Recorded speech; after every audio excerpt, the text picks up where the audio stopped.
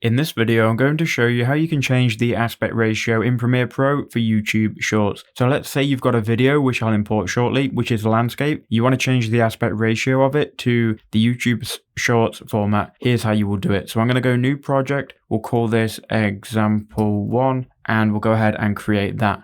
Now, what I'll do is I'll drag in the video I'm going to use, which in my case will just be a recording of my screen. So I'll just drag that on from File Explorer. You can drag it into your project settings. It all depends what workspace you're in and how you've got Premiere set up. By the way, I would be in Window workspaces and I'll be in the editing workspace. Just makes editing a lot easier. It may be a little bit different to yours though, but to actually change the aspect ratio, all we need to do is go to Sequence, go ahead and click Sequence Settings.